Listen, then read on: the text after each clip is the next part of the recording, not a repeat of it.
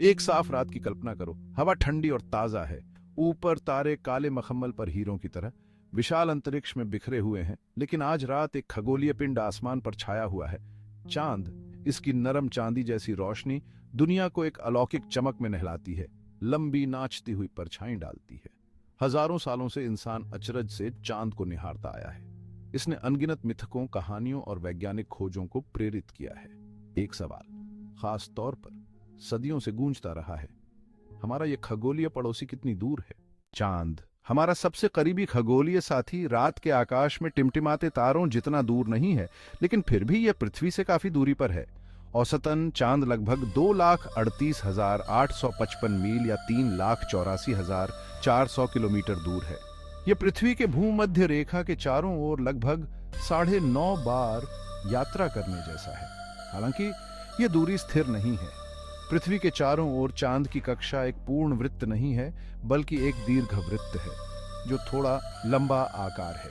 इसका मतलब है कि पृथ्वी और चांद के बीच की दूरी लगातार बदलती रहती है, क्योंकि चांद अपने कक्षीय पथ पर यात्रा करता है।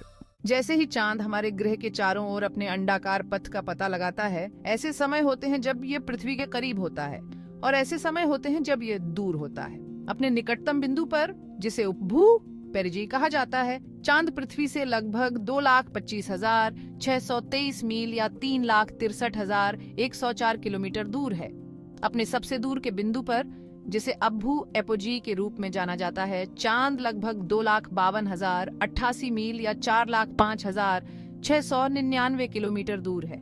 पृथ्वी और चांद के बीच यह निरंतर नृत्य, सहस्राब्दियों से फैला एक खगोलीय नृत्य, हमारे ग्रह पर गहरा प्रभाव डालता है। यह ज्वार को नियंत्रित करता है, हमारे दिनों की लंबाई को प्रभावित करता है और यहाँ तक कि पृथ्वी की जलवायु में भी भूमिका निभाता है। भाग 4, ब्रह्मांड को मापना, प्राचीन ग्रीस से आधुनिकता तक। चांद की दूरी निर्धारित करने की खोज मानव जिज्ञासा और सरलता का प्रमाण है।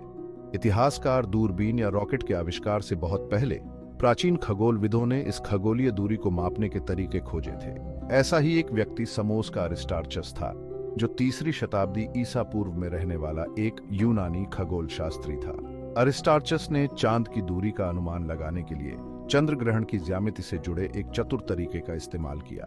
हालांकि उनकी गणना पूरी तरह से सटीक नहीं थी, लेकिन उन्होंने हमारे ब्रह्मांडीय पिछवाड़े के पैमाने को समझने के शुरुआती प्रयास का प्रतिनिधित्व किया। इतिहासकार सदियों बाद दूरबीन के आविष्कार ने खगोल विज्ञान में क्रांति ला दी और खगोलीय दूरियों को मापने के लिए अधिक सटीक उपकरण प्रदान किए।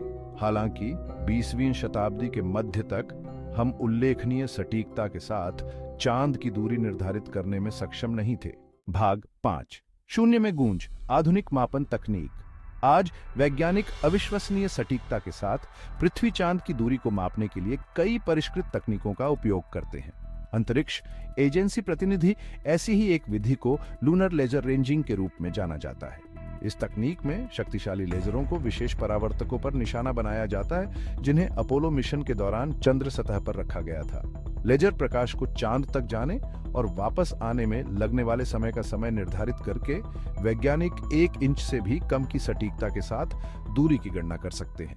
भाग 6, दूरी का एक ब्रह्मांड, इसे परिप्रेक्ष्य में रखना। अंतरिक्ष की विशालता और चांद की दूरी को सही मायने में समझने के लिए तुलनीय तुलनाओं का उपयोग करना मददगार हो सकता है।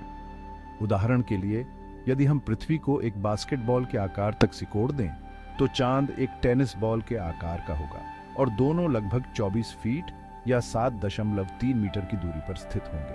अगर हमें चांद की यात्रा करनी होती तो अंतरिक्ष यान से वहां पहुंचने में लगभग 3 दिन लगते।